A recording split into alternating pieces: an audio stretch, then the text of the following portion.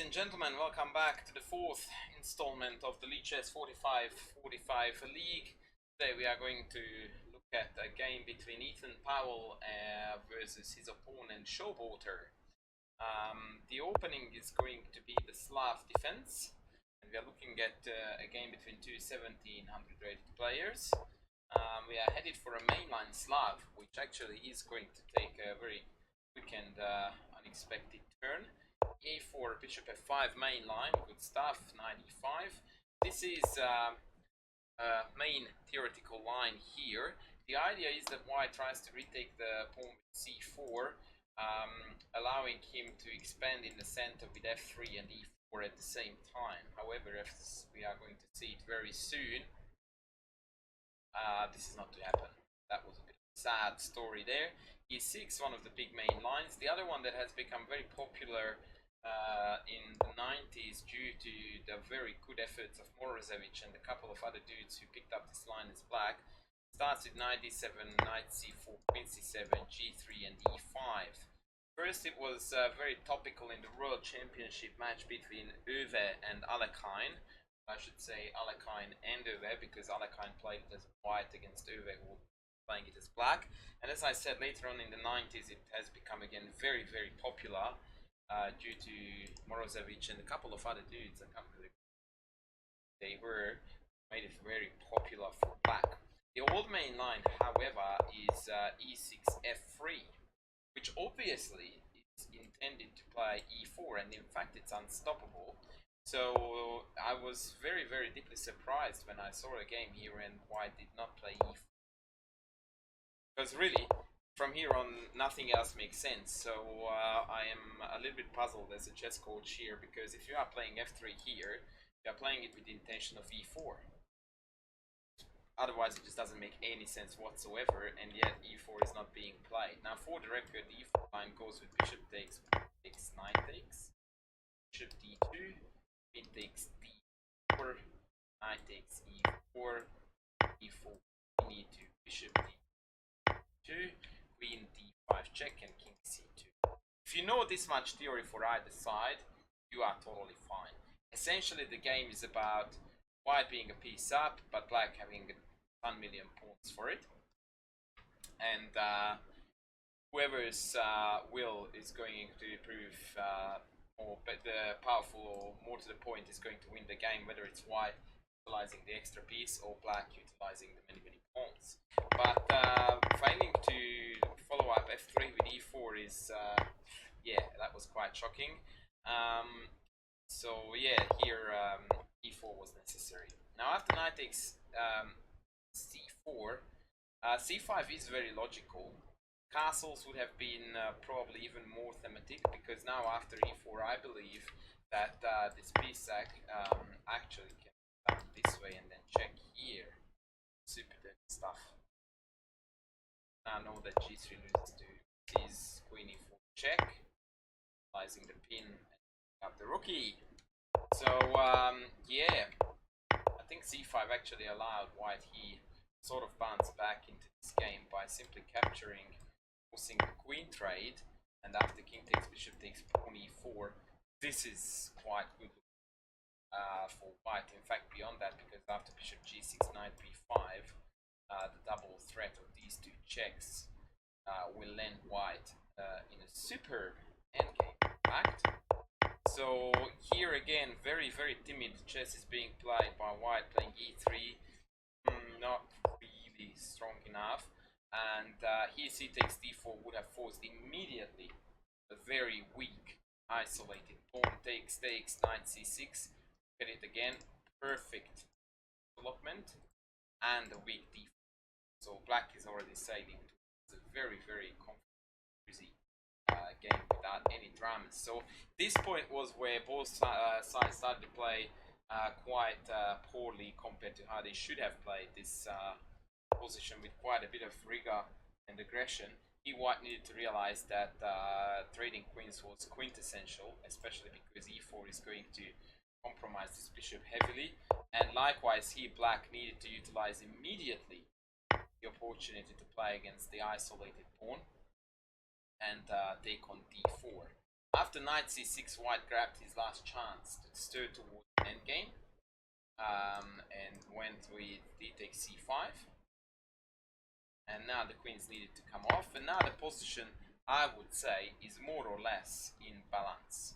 Bishop takes c5, and here we again played a very ugly move as white, committing to king e2, really clumsy and unpleasant looking.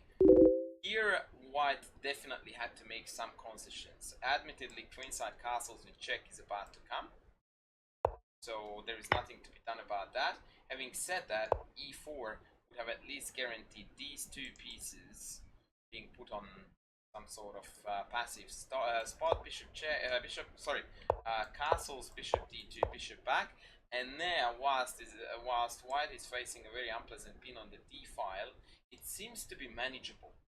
Rook c1 looks like a good move to counterpunch on the c, and after king b8, you can start walking king away towards safer and greener pastures. And as soon as we manage to sort of dodge the dark square threats, we are very safe as white, because these two pieces, as I pointed out earlier, are not participating in the action, and in fact they have very limited scope to do so.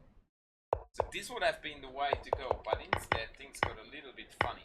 White played king e2. One of my most commonly heard hobby horse on my YouTube channel, but also from my student, is that when a move looks utterly ugly, almost always it's really bad. Now, putting the king in front of the bishop exhausts the concept of ugly and goes well beyond it, and so it really shouldn't have been played.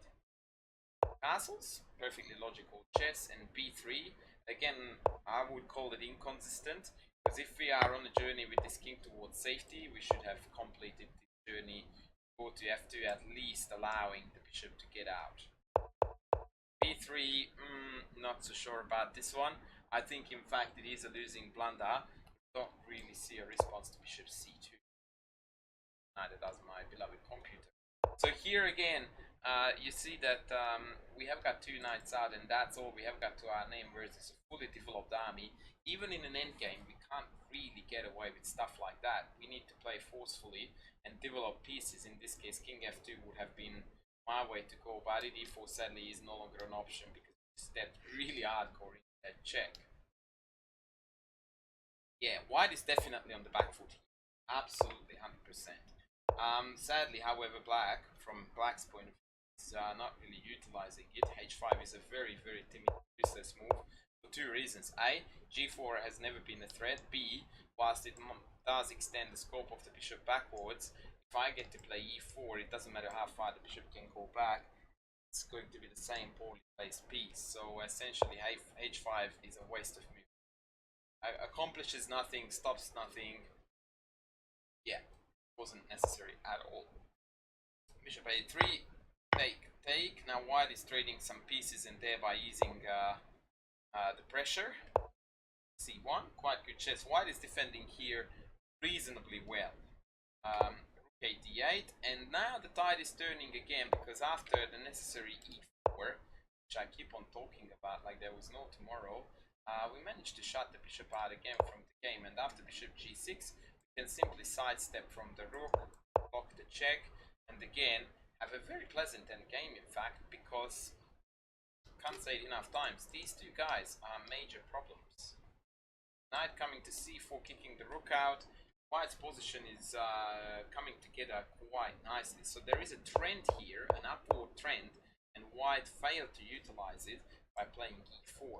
Knight c4 was played, very logical, stopping the check first, but here knight d5 would have been very annoying from white's point of view, because now the rook turns out to be a very powerful customer.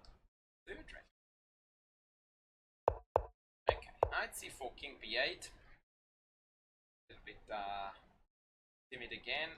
King f2, kicking the rook out. Back, and again, my favorite move, e4. White has missed this move about 17 times in the past 5 occasions when various lines this should have been played. Instead, bishop e2, obviously aiming to trade off those menacing looking rooks. Bishop d3, and massive trades. Very typical, by the way, of lower rated club players that they embark on masses of trades without considering what is gained and what is lost by those trades, and they just look upon it as equal trade, equal value, which is hardly ever the case. E.g., in this position, we are now, as white, would like to avoid the trade of this bishop because we could actually put it on the side and then claim that our bishop, even though there are plenty of white pawns blocked on that color, for the time being, is a more useful piece. White has to be really careful not allowing black to completely block everything off on white, because then this tide will turn around very, very quickly. Yeah, okay, so now the trade is pretty much forced, and so we are going to land in a two knights, rather I should call it a four knight endgame, where because of the material balance and the lack of weaknesses on either side, I would call it a dead draw. But instead, even here things get a little bit wonky, because after knight b4, white has the opportunity to play here knight e5, thereby hitting two at once. Takes,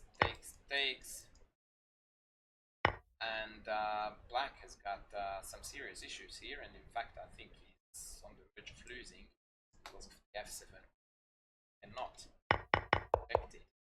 But once again, both players are seemingly on autopilot here in terms of reaching this four knights ending.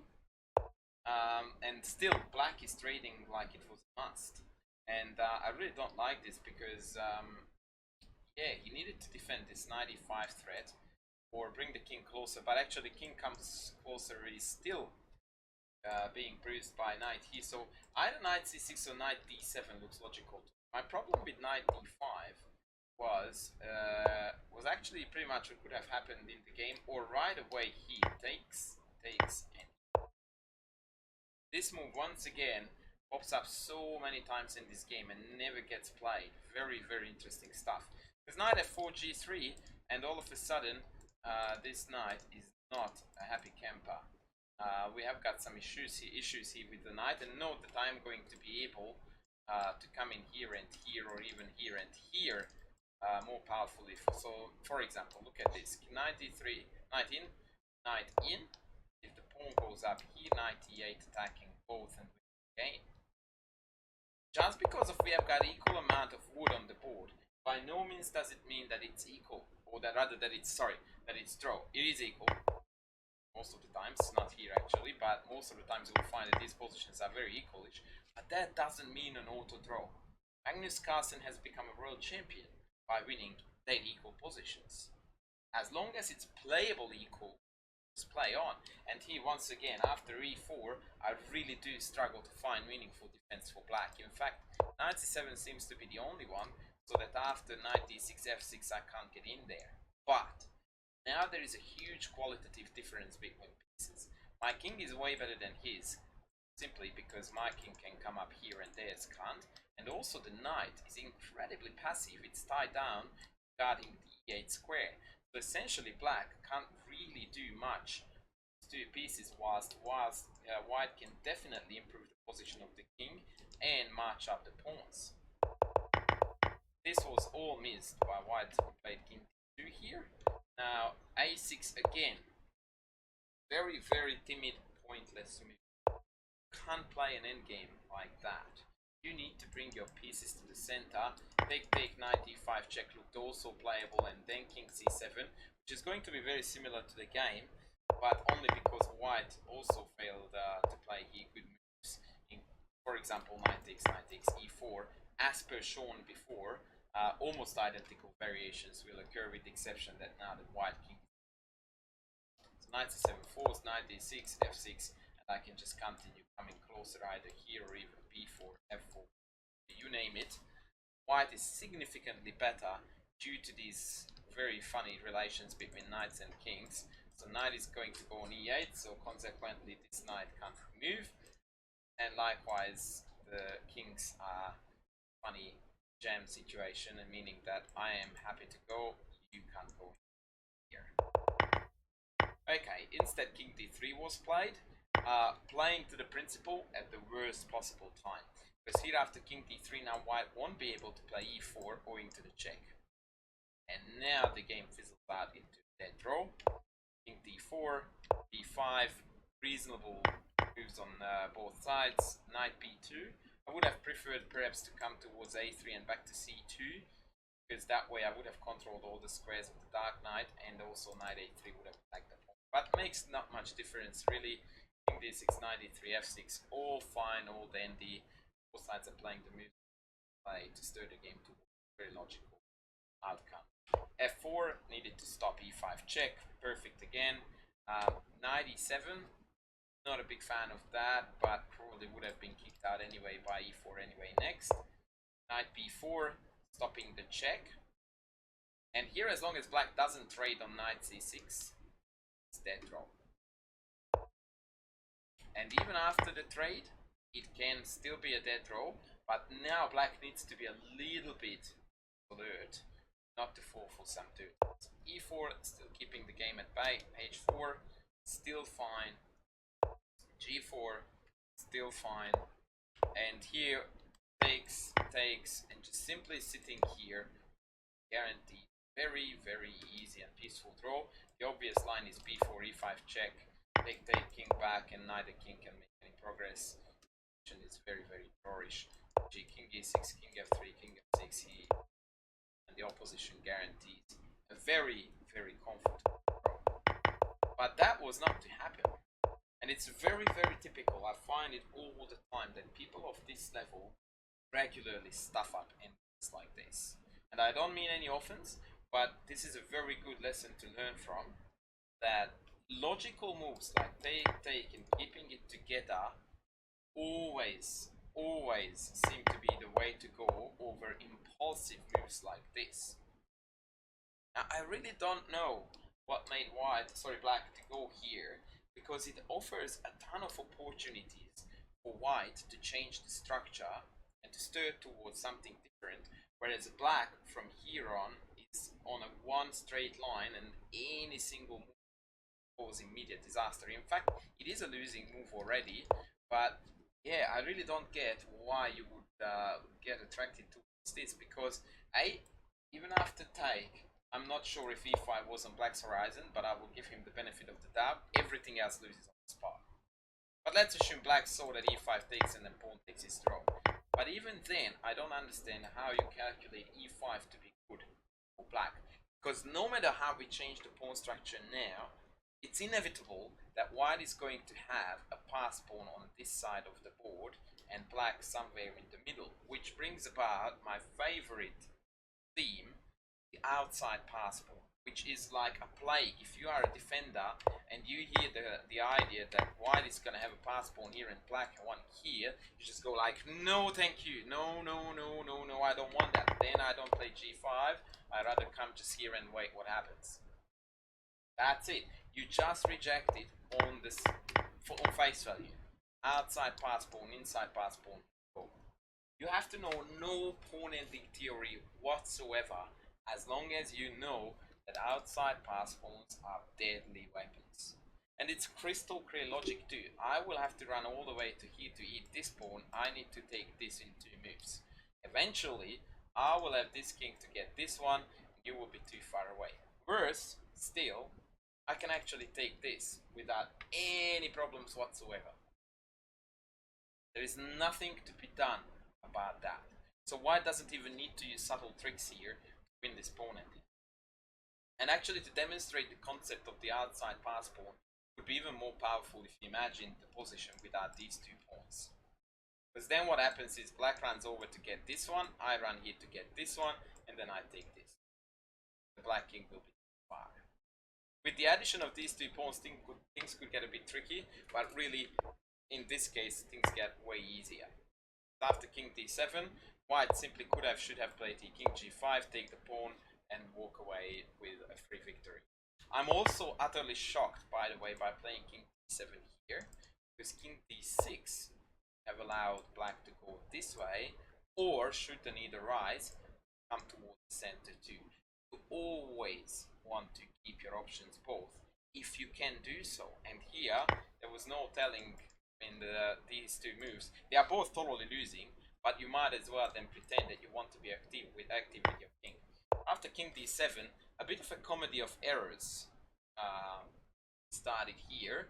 Although king e5 still keeps the position totally winning, but I insist on pointing out the obvious that I just go here, eat the pawn, and thank you very much. 2 versus 1 is totally unstoppable. So king e5, king e7, g5. Now white needs to be very accurate from here on. King f7 and h3, still winning. But again, the winning concept is not easy to grasp anymore. So let's see how it goes exactly move by move. King here, and takes on e6 is a shocker. It would have been a winning move, as I pointed out, without these two. Then I just come across and beat this pawn. But with those 2 pawns on, I can't do that. So as soon as I run here, they run here, and then we are going to queen together. The winning procedure was still available, by the way, by playing king f4. Very, very nice stuff.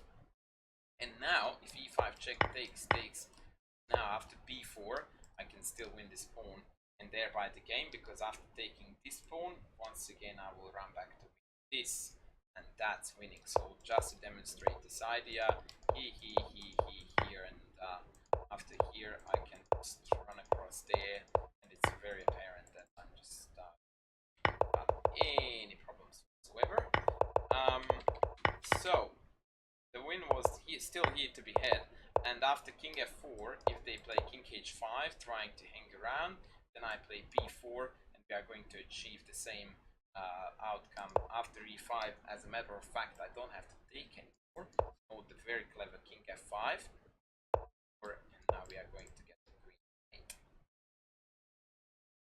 Beautiful stuff, but this needed subtle play here. King e6 was very, very greedy, and it missed the main point. Once again, after king f4, white still can walk a very thin line that will lead to a very, very easy victory. And actually the players had time to calculate this, but this is already a tricky concept to find, especially after missing a few obvious wins. So takes was played, king g5, king back, b4, and now the white king had to give up the opposition. So here, it's actually a mutual zugzwang. White to move, it's a draw. If black to move, black loses. In this case, white had to come back, and even though now we can win this pawn, black has enough time to come for the other one. The sad story here is that no matter which way I go, I could have come this way, but then black comes and beats this pawn. If I choose to go this way, black is going to go the other way, beat that pawn. And so the players here just kept on repeating moves and agreed on a draw. So once again, let me show you how this line works. After king f4, king e6, king here, you just go take, and in fact easily come down here. So no dramas, take, here, and we are queening exactly the same. That's a draw. So that was a lot of opportunities missed, mostly. Well, I don't even know. I think for draw is actually a pretty fair result, because in the opening, black has missed a lot of chances to exploit white's poor play, and later on in the endgame, white has missed a lot of opportunities to come out on top. So I think that the draw was a fair result of a game that has offered to us a lot of large number of opening tricks, then endgame concepts. So there was a lot to take away from this game. And a lot has remained behind the scenes, quite interestingly. Thank you very much, guys, for going through this game with me again. 2 more games to come from the Lichess 45-45 league. I hope you are guys having fun with these games. So I really do enjoy going through and analyzing them. So make sure that you do tune back in for the last 2. Thanks for watching.